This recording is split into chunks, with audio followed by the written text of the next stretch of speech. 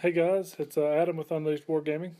I got a chance to get a game in tonight. I haven't been doing a lot of games recently, any battle reports, because I've had a pretty big job come in, a painting commission for a very large Chaos army, and great job, great client, love it, but it's taking up some time, so I've been working on it. But I broke away tonight and went out to play a buddy of mine, the same one that brought his dwarves against my high elves last time. Um, I decided to bring my Bretonnians this time. They've been sitting around in the castle board. There were some rumblings and some rumors that my old general there was a coward, so he broke out to come out and try and quell some of that. So here's a look at my army. I'm going to go ahead and get straight into the report here. I'll tell you the terrain as we go because it does take effect. That over on the far right, the broken up tower, is just a building. That is my first trebuchet right there below it. The woods there is a mysterious forest. The first unit that you see on the right is 9 Knights of the Realm with full command, no characters. Next to it is the one in the middle. It's Knights Errant. My BSB is in there, and he has the Morning Star that destroys magic weapons. And there are, let's see, 10, I believe, Knights Errant, and that has full command as well. The next unit over is Grail Knights, and I have my level 4 Damsel in there in the second rank, and I have my General in the front rank. The General is taking the Tress of Isolde, the what's it called? The Virtue of Knightly Temper, so he gets the extra attacks, and he has the magic item that lets him reroll his armor saves. And this unit is also carrying the Banner of Defense, so any missile weapons or magic missiles that hits this unit at strength 5 or higher, I get a 4 upward save. On the other side of that little tower, which that tower is the Idol of Gork, or Mork, whatever.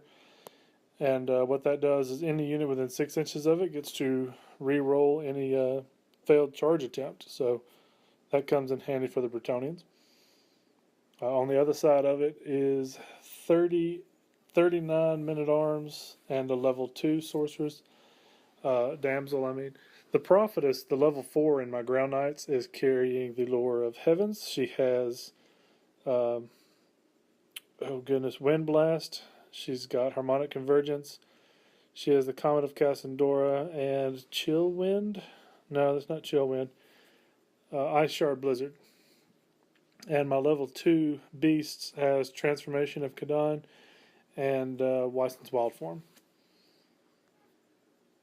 This is the left side of my field. I have another trebuchet up on the hill and 5 Peg Knights who have vanguarded up behind this fence. Here's a look at my opponent's side. He's got 1 gyrocopter vanguard up here. He's got an organ gun back there next to that mysterious forest. I believe that's 30 hammers, and he has his BSB in there. And they have that banner that gives you +2 to your dispels. So he's running +4 on dispels right there, so it's not bad. Next to that is a flame cannon with an engineer behind it. He's got that little wall in front of it because it's entrenched, so it gets cover. Then he's got, I think that's 20 thunderers, not crossbowmen, those are thunderers. In the back, beside that's an ordinary hill. And behind them, over there on the right, is another gyrocopter. And then 40 warriors with great weapons. And his general is in this unit. I'm not sure what all his general had, but I know he had the Rune of Dispelling, I think anyway. But looking at this, he placed it all out there, and he said he got it mixed up and put the wrong characters in the units. He meant to reverse his BSB and his general. And so I'm just pointing that out.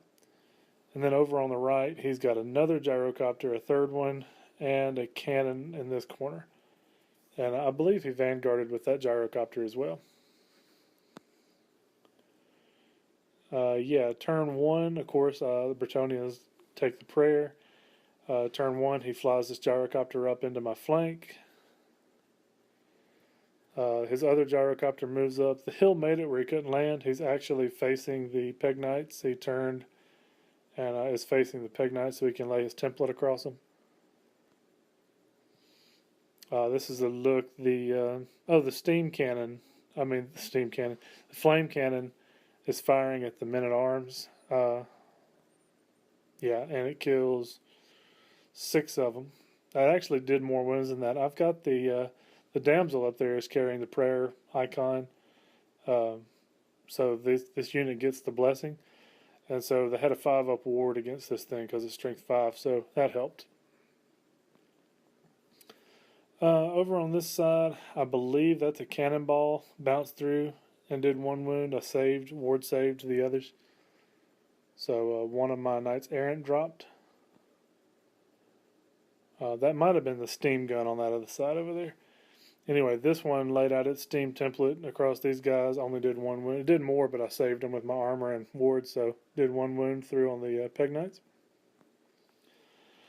Bretonnians turn 1. My Peg Knights declare a charge from behind the fence against the organ gun. I think I needed an 8 to make it in. Over here, in the middle, my Grail Knights, they have the banner that gives you +1 movement. So, yeah, so I declared a charge against the gyrocopter. It had moved up in front of those warriors, and he decided to flee because I only needed a 9 to make it in, so he ran. My Peg Knights made it into combat with the organ gun. And there's an overlook of the board after the movement phase. So you can see my Knights Errant and Knights of the Realm both moved way up. My Grail Knights are kind of holding back because they failed their charge. And my Men-at-Arms moved up as well. My Men-at-Arms have that prayer icon with the blessing. So I'm moving forward to get them into those hammers because they're going to be strength 6 with their hammers.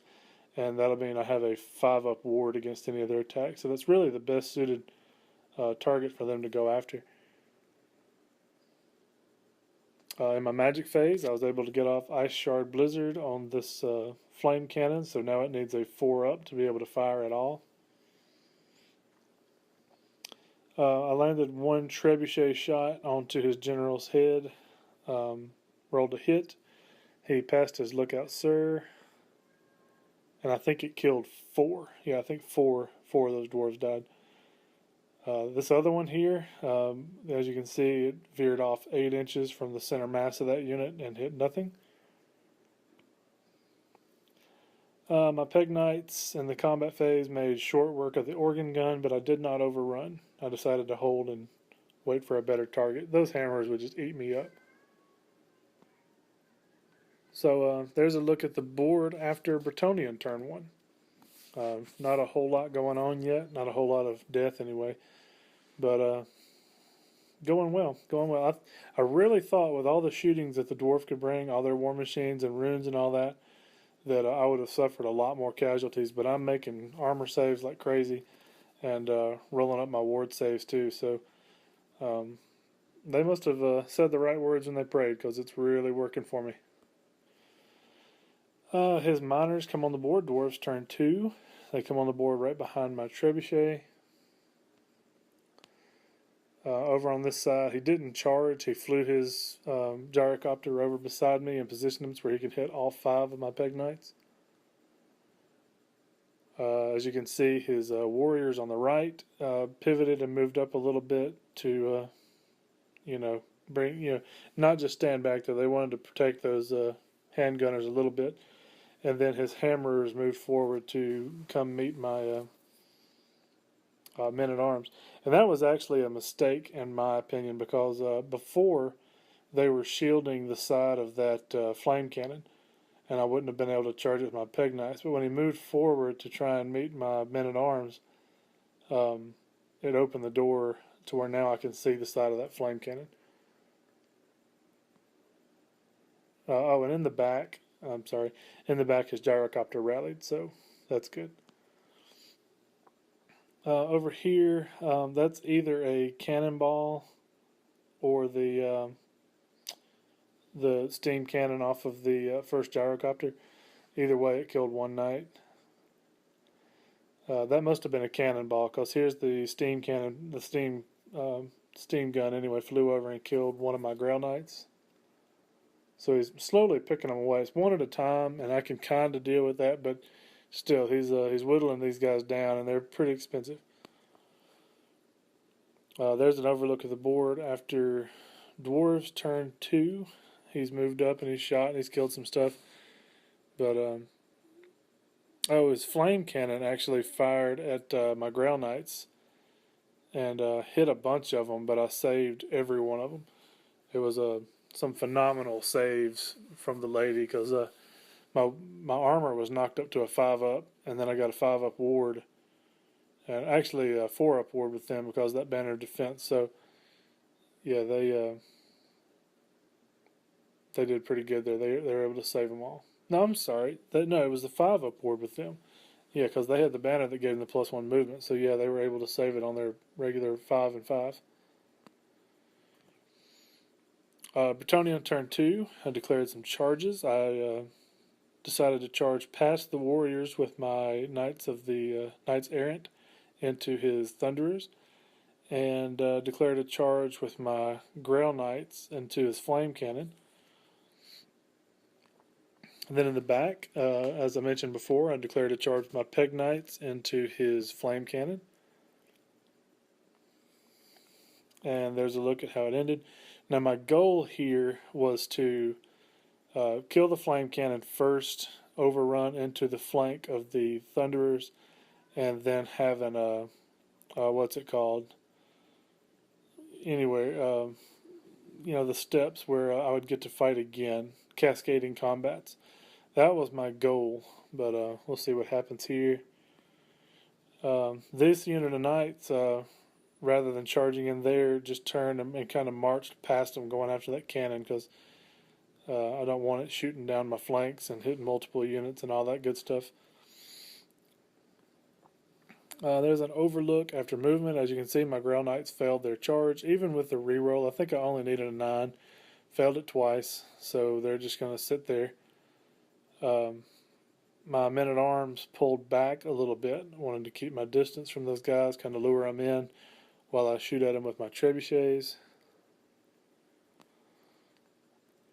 That's one of my trebuchet shots. The first one missed completely. This one I went center mass on those guys. It blew back and hit my 2 Peg Knights, but fortunately they were able to save against both of them, so no damage done. Kind of scary though. Of course, the Peg Knights were able to kill the Flame Cannon and didn't take any wounds back. He's actually holding the other one. He's moving them for me. But then he pointed out the engineer is not a part of the unit, not a part of the war machine. It simply says that if he's within 3 inches of the war machine, they get the benefits. So my overrun had to hit him instead. That's not bad. You'll see why, because that combat will be in his phase. So it should be an easy combat in his turn and open me up for charges in my turn. So anyway, still good. It kept me from getting in the side of those Thunders. But over here, that's just funny picture. My BSB, I roll up, he's going first. He's got his Morning Star spinning and everything. 3 attacks, and that's my roll. And the sad thing is, he just barely dispelled Harmonic Convergence, which would have let me re-roll all 3 of those. But he stopped it. So my BSB whops himself in the head with the Morning Star. Fortunately, the rest of my Knights Errant weren't looking up to him too much, and they were able to kill 5 in the charge. Yeah, that's after combat. He did 0 wounds back, and I was able to run him down.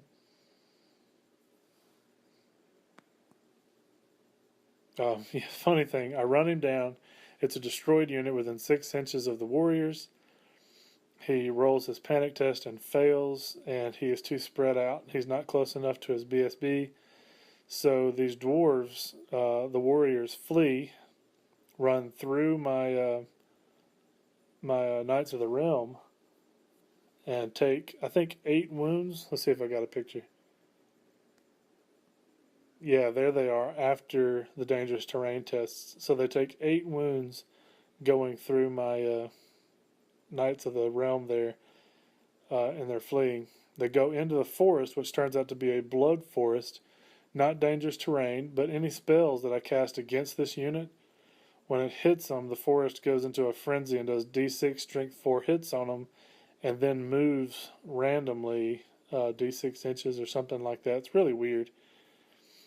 So, yeah, that worked out really well watching those warriors run away from that thunderers dying. So, looking good so far.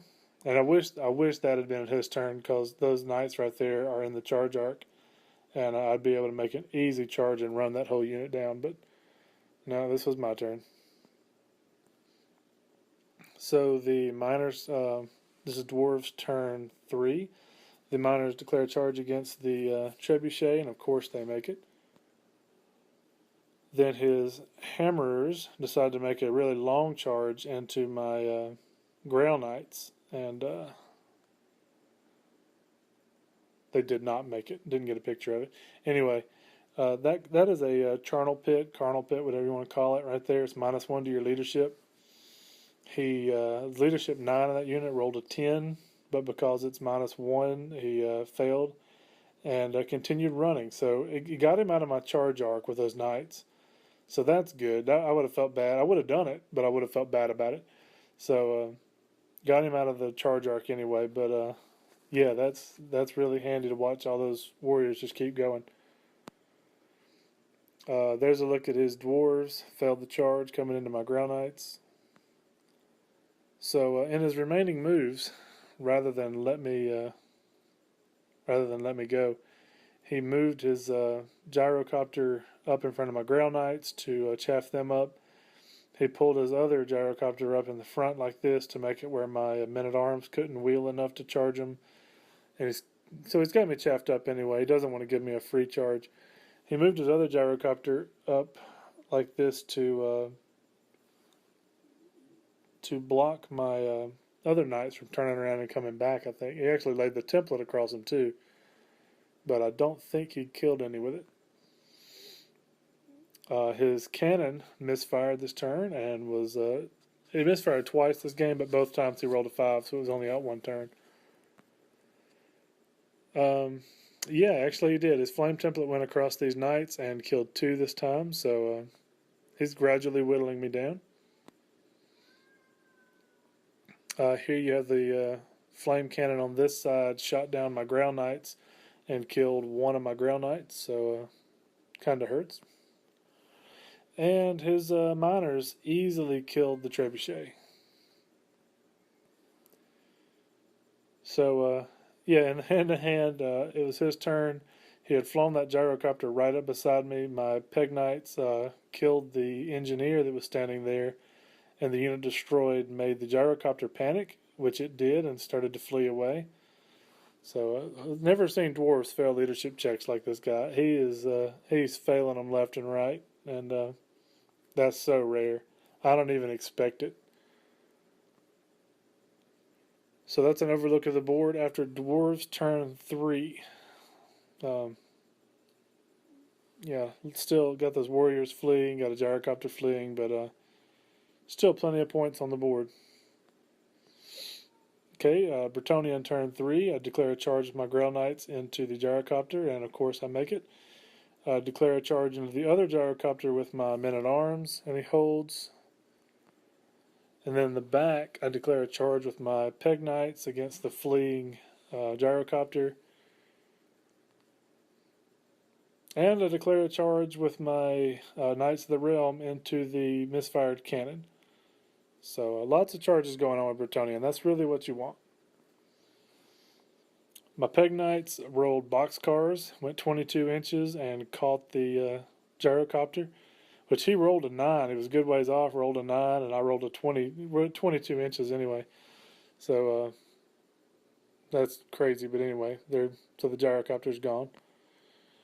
I made my charge with the Knights of the Realm into the cannon. And there's an overlook of the board after all my charges are made.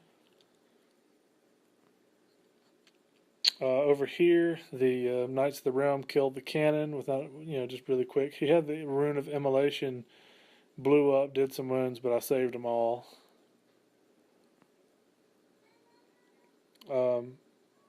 My men-at-arms kind of let me down, all those attacks, and I was only able to do 2 wounds to the gyrocopter, and then it attacked back and killed 2 of mine. So I won combat, still pretty good, with 2 ranks, a charge, 2 wounds, and a banner.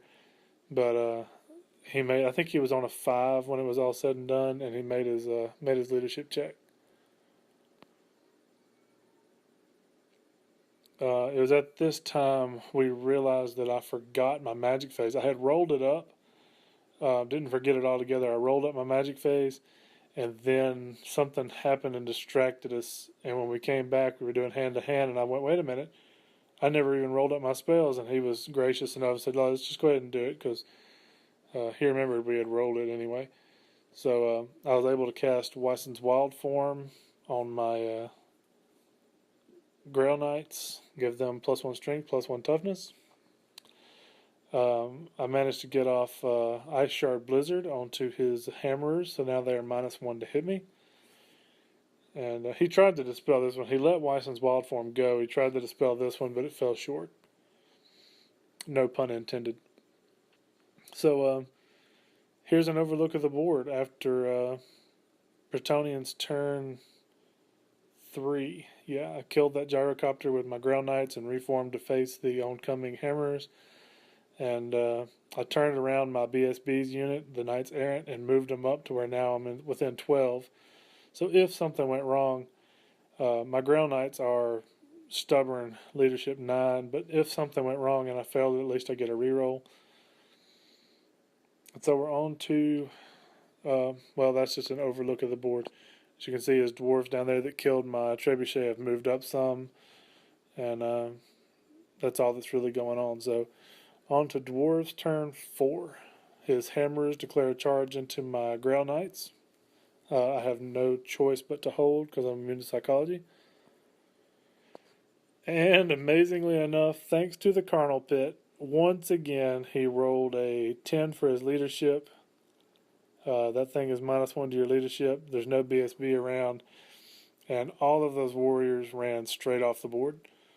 So just for the record, 40 dwarf warriors with his general fail a panic test due to destroyed thunderers, run, lose 8 to dangerous terrain going through my troops, fail 2 leadership checks to rally, and go clean straight off the board. So that kind of hurts. That's rough. And I hate it when that stuff happens. Actually, I love it. I'm not going to lie. I love it. But I like close games too. But that's just funny for dwarves to fail that badly when they're known for their leadership. So I won't lie. It was awesome. But here's a look at his hammerers. Got into my Grail Knights. My men-at-arms were able to beat down his gyrocopter, and I reformed to face this flank. And when it was all said and done, I think I was able to kill 8 dwarves. My general moved over and killed his BSB, and when he did his attacks back, he did a lot of wounds, but with the armor and the Lady's Blessing, I saved all but 2 of them. And doesn't matter, he's stubborn, leadership 9. And you can see the 2 dice right there, a 6 and a 5. He failed his leadership check once again, and I was able to run him down. So I think we called it right there. Yeah, that's the last picture. All he had left were the miners over on the right at the bottom.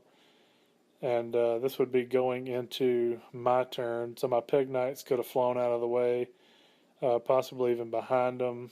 And yeah, there's just nothing else to be done. Horrible dice rolls for my opponent. It was almost all leadership. Coming in failing with those warriors like that was crazy. His hammers coming in, and yeah, I won combat by a good bit because, well, they're Grail Knights, and this is the first time I've ever used Grail Knights, but I mean, they did great.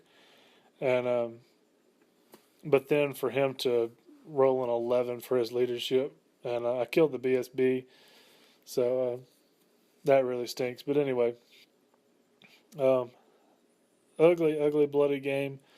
We both had a really good time, talked a whole lot through the game, and had a good time. No rules, questions, or discussions. It was just good fun. So that was great. But we decided to just see what would have happened if his warriors had stuck. And I put the two units, my Knights of the Realm and my Knights Errant, into them. After the game, we just lined it up and decided what happened if I charged. I think I did something like, 7, 8, 9 wounds.